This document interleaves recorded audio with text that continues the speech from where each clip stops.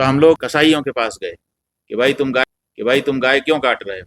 उन्होंने कहा महाराज जी रुकिए, कागज ला करके दिखा दिया कि हमारे पास लाइसेंस है, ये लाइसेंस हमको मिला है इसलिए हम काट रहे हैं, अगर ये लाइसेंस कैंसिल आप करवा दीजिए हम नहीं काट सकेंगे।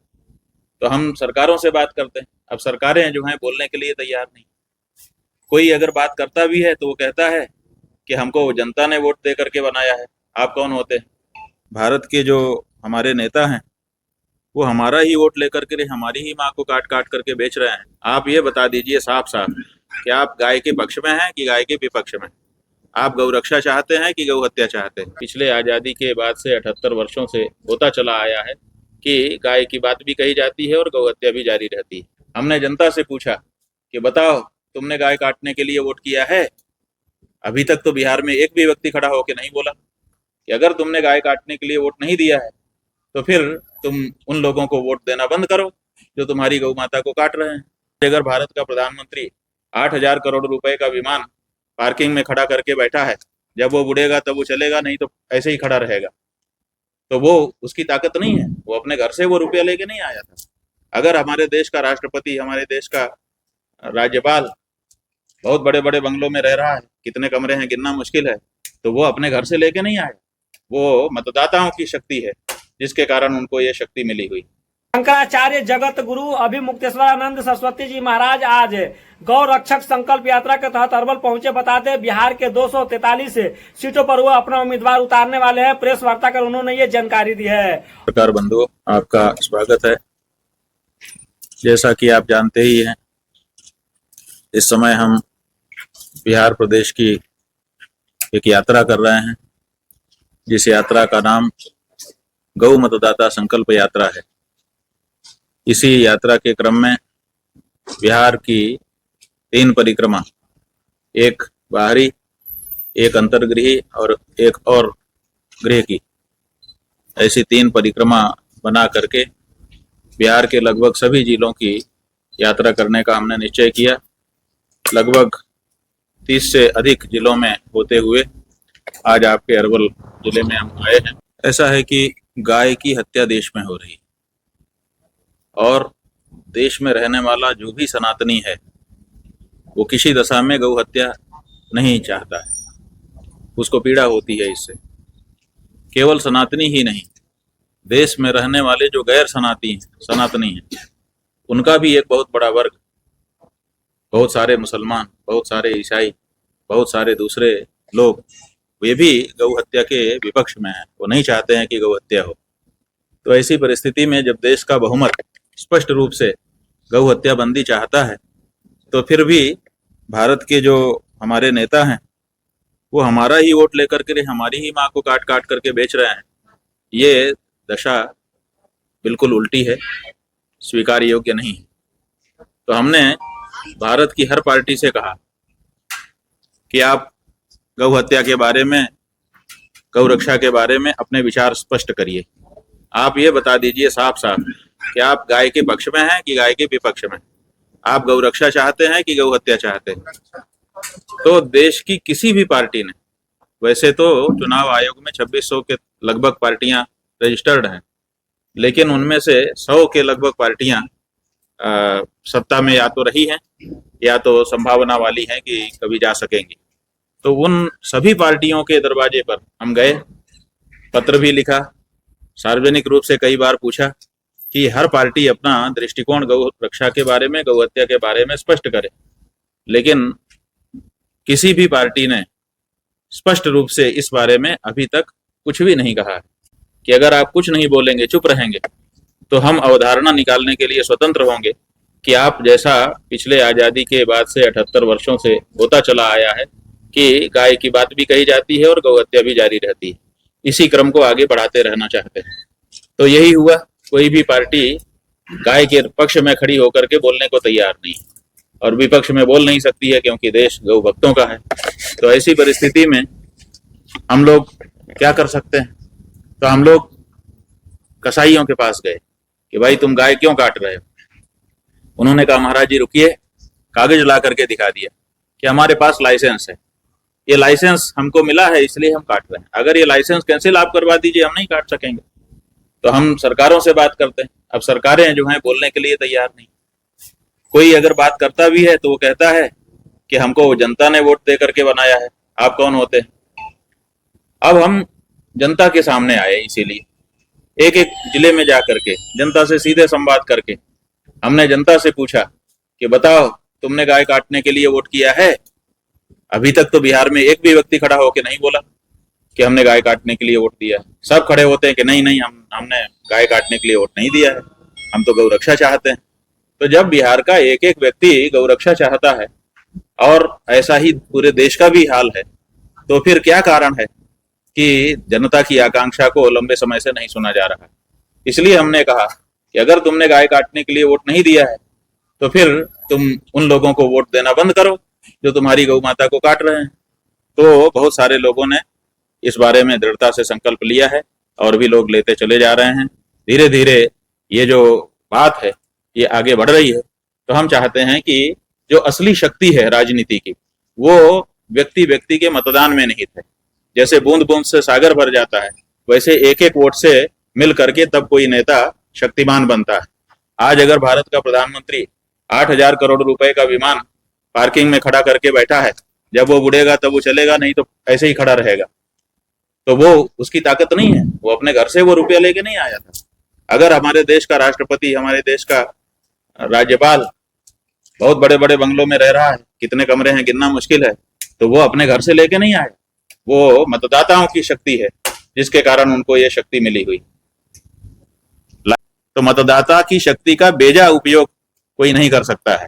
अगर हमने जिस उद्देश्य से आपको वोट दिया है उसी उद्देश्य में आपको अपनी शक्ति का व्यय करना चाहिए। अगर आप हमसे विरुद्ध काम में हमारे द्वारा दी गई शक्ति का प्रयोग करते हैं तो ये अमानत में खयानत, दुर्व्ययन का मामला बनता है।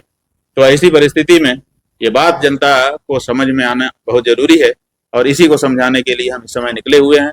और पूरे बिहार में लगभग भ्रमण हमारा हो चुका, 3-4 जिले बाकी हैं। इसके अलावा पूरा भ्रमण हमने कर लिया। जन जन जो भी हमारे पास आया और जब हमने उससे संवाद स्थापित किया तो उसने कहा कि बिल्कुल हम गौ मतदाता बनने का संकल्प ले रहे हैं। अब आपका प्रश्न उत्तरित हम करना जा रहे हैं। असंख्य लोगों ने संकल्प ले लिया कि हम गौ प्रत्याशी को वोट करेंगे और कोई भी पार्टी गाय के लिए खड़ी होने को तैयार नहीं। तो आखिर जो मतदाता है वो किसको वोट देगा जिस दिन वोट होगा। तो इसलिए हमारी मजबूरी हो गई कि हर विधानसभा में एक गौरक्षक को प्रत्याशी बना करके भी खड़ा करें, ताकि जो गाय के लिए वोट देना चाहता हो वो उस प्रत्याशी को वोट दे करके गौरक्षा का अपना सपना पूरा करने के लिए राजनीतिक प्रयास आरंभ कर सके अपने स्तर पर। तो इसीलिए बिहार की जितनी भी सीट है सब पर मजबूरी में एक प्रत्याशी खड़ा करना हमने तय किया है और वो खड़ा होगा और जो लोग गाय के लिए वोट देना चाहते होंगे उसको वोट देंगे। आपकी भी अलायंस हो सकती है सर, बिहार में भी पार्टी ऐसा है कि कोई पार्टी आगे आए तो कहे तो कि मैं शपथ पूर्वक घोषणा करता हूं, मेरा विश्वास करिए, मैं ये करने को तैयार हूं। हम तो यहां तक तैयार हैं कि कोई पिछले पाप का भी कह दे कि भाई हमसे जो हो गया उसको माफ करिए, आगे से हम नहीं करेंगे, तब भी हम उसको मानने को तैयार हैं। लेकिन कोई गाय के पक्ष में खड़ा होने को ही तैयार नहीं है। तो जब खड़ा होने को तैयार नहीं है तो गौ हत्यारे से हमारा क्या लेना देना है, क्या संबंध है। हम तो गौ रक्षकों से संबंध करेंगे। हमारा भाई वही है जो हमारी माँ का जाया हुआ है, जो हमारी माई को अपनी माई कहता है वही हमारा भाई होता है। जो हमारी माँ को माँ नहीं कह सकता वो हमारा भाई कैसे। अब तक सब नहीं किया गया। सब जगह हमारे प्रत्याशी तैयार हो रहे हैं, लेकिन हमने अभी कहीं पर भी घोषणा नहीं की है। वो क्यों नहीं की है वो भी आपको बता दें। क्योंकि ये डर है कि अगर हम पहले से ही अपने प्रत्याशी का नाम सार्वजनिक कर देंगे तो उसको डरा दिया जाएगा, उसको धमका दिया जाएगा, उसके नामांकन पत्र में कुछ न कुछ कमी निकाल करके उसका नामांकन ही रद्द करवा दिया जाएगा। तो इसलिए रणनीति के तहत ये हम नहीं कर रहे हैं, क्योंकि पीछे के कुछ अनुभव हमारे ऐसे हैं जिसमें ये गाय माता के लिए लड़ने वाले लोगों के साथ किया गया। तो इसलिए नामांकन जारी है। नामांकन हो जाने के बाद नाम वापसी का दिन आएगा, फिर उसके बाद वैध प्रत्याशियों की घोषणा होगी। जैसे ही वैध प्रत्याशियों की घोषणा होगी उसमें हमारा कौन है वो हम सार्वजनिक कर देंगे। अरवल से कौन? जैसे ही ये प्रत्याशियों के नामों की वैध सूची जारी हो जाएगी वैसे ही हम आपको सूचना दे देंगे। कितना प्रभाव लाएगा बिहार की राजनीति में? आप देखिए क्या प्रभाव आएगा क्या नहीं आएगा अभी हम कुछ नहीं कह सकते हैं, लेकिन जैसे किसान पहले अपने खेत में आता है, फिर उसमें जुताई करता है, फिर उसमें बीज बोता है, फिर सिंचाई करता है, तब अंकुरण होता है और तब उसमें फूल फल निकलते हैं। तो अभी तो हम जुताई कर रहे हैं समझ लो, अभी तो बीजारोपण भी नहीं हुआ। जब हर विधानसभा में एक एक प्रत्याशी हमारा खड़ा हो जाएगा, उसका नाम हम सबको बता देंगे, तब बीज रोपण होगा और तब उस बीज में फिर सिंचाई शुरू होगी। अब जितना पानी खाद डालेंगे उतना ही वो बढ़ेगा। तो हम तो बीजारोपण कर रहे हैं। हम चाहते हैं इस देश में, इस देश की जनता की आकांक्षा के अनुरूप नेतृत्व करने के लिए लोग आगे आए। सनातनी विचारधारा के लोग अपने देश में ज्यादा हैं। सनातनी विचारधारा की राजनीति ही अपने देश में नहीं होती है, ये देश का दुर्भाग्य है।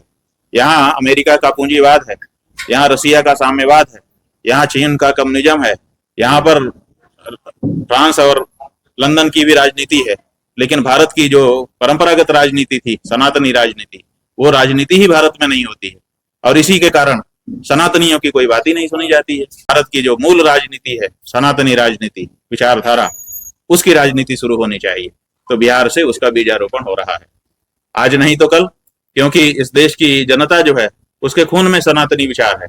इसलिए इस विचारधारा को लेकर के जो कोई भी दल आएगा वो बड़ी तेजी से फैल जाएगा और वो सत्ता में आ जाएगा, तय है। अब तक पार्टियों से अलायंस की बात है, तो क्या किसी पार्टी से भाई कोई पार्टी पहले शपथ पूर्वक कहे तो गौ माता के बारे में, तब हम विचार करें। अगर कोई कहेगी तो हम विचार कर लेंगे। समय सीमा कुछ तय किए हैं किस बारे में? घोषणा करने के लिए जो अपना वैध सूची के जारी होने के दिन हमारी घोषणा हो जाएगी। उसके बाद तो फिर सभा भी आपका लगातार होगा। अब उसके बाद जो जो करना पड़ेगा, जो हो सकेगा हम लोग करेंगे। हमारे पास संसाधन नहीं है, तो बिना संसाधन वाला व्यक्ति जितना कर सकता है उतना करेगा। और हम ये चाहते हैं कि भारत देश की जो राजनीति है, जो सनातनी राजनीति है, वो पैसे वाली राजनीति ना हो, क्योंकि पैसा खर्च करके जो चुनाव लड़ा जा रहा है उसी के कारण भ्रष्टाचार आ रहा है और उसी के कारण गलत लोग राजनीति में आ रहे हैं। तो हमारी राजनीति पवित्र राजनीति है, इस राजनीति को हम अपने काम के माध्यम से आगे बढ़ाएंगे। तो तत्काल का क्राइटेरिया शपथ पत्र है, क्योंकि अभी हम बहुत ज्यादा क्राइटेरिया नहीं देख सकते। अभी हम शपथ पत्र को, जैसे आपका भारत देश का जो न्यायालय है उसमें आप एफिडेविट दाखिल कर दीजिए तो न्यायाधीश उसको मान करके आगे बढ़ता है। ऐसे ही अभी हम न्यायाधीश के रूप में जो हमको शपथ पत्र देगा सार्वजनिक उद्घोषणा करते हुए, उसके शपथ पत्र को मान करके हम आगे बढ़ेंगे। जब इस विचार में वो बल आने लग जाएगा कि अब इसमें कुछ ताकत आ रही है, तो बाकी क्राइटेरिया भी तय कर दिए जाएंगे। क्या लग रहा है आपके साथ में आएंगे? किसी पॉलिटिशियन को हमको जरूरत नहीं है। इन पॉलिटिशियन से हमको मिला क्या है, आप बताइए। इन पॉलिटिशियन को हम क्यों अपने साथ लें? हम बिहार की जनता को अपने साथ लेंगे, किसी पॉलिटिशियन को साथ नहीं लेंगे, क्योंकि इन्हीं पॉलिटिशियन के कारण 78 साल बीत जाने के बाद आज आपके बिहार की हालत क्या है, हम हर जिले में जाके देख के आ रहे हैं। पूरे देश में जहां जहां विकास का कार्य हो रहा है, कहीं बड़ी बिल्डिंग बन रही है, कहीं पुल बन रहा है, कहीं फ्लाईओवर बन रहा है, हम लोग वहां पे गाड़ी रोक करके पूरे देश में हम घूमते हैं। जगह जगह पे गाड़ी रोक करके हमने जो लेबर काम करती रहती है उनसे पूछते हैं, क्यों भाई आप कहाँ के हो? बहुत से लोग उसमें बिहार के होते हैं। पूरे देश में विकास का कार्य बिहार कर रहा है, और बिहार का स्वयं का विकास क्यों? इन्हीं नेताओं के कारण। तो हर गौशाला का अध्यक्ष किसको बना दिया गया है? एसडीओ को बना दिया गया है। और बहुत सारी गौशाला में हम गए, वहां 15 मिनट खड़े नहीं रह सकते आप अगर चले जाएं तो, ऐसी हालत है वहां की। क्यों? तो ऐसे नेताओं से हम क्यों उनको अपने साथ आने दें, उनको क्यों अपने पास भी फटकने दें? हम बिहार की जनता को साथ में लेंगे, किसी नेता को साथ में नहीं लेंगे। जो सनातन धर्म गलत कर रहे हैं, धर्म के नाम। बात यह है कि अगर धर्म का नाम न ले और गलती करे, और जो धर्म का नाम लेके गलती करे, दोनों में कितना अंतर है। जो धर्म का नाम न ले और गलती करे, एक व्यक्ति ऐसे सादा कपड़ा पहन करके ठगी करे और एक व्यक्ति ऐसा गेरुआ कपड़ा पहन करके ठगी करे, आप किसको ज्यादा गलत कहेंगे? स्वाभाविक है जो गेरुआ पहन करके ठगी करेगा उसको ज्यादा गलत कहेंगे। तो उसी तरह से जो अपने आप को हिंदू कहने के ढोंग करता है, अगर उसके समय में गौ हत्या बढ़े तो दोषी कौन है? वही तो दोषी है।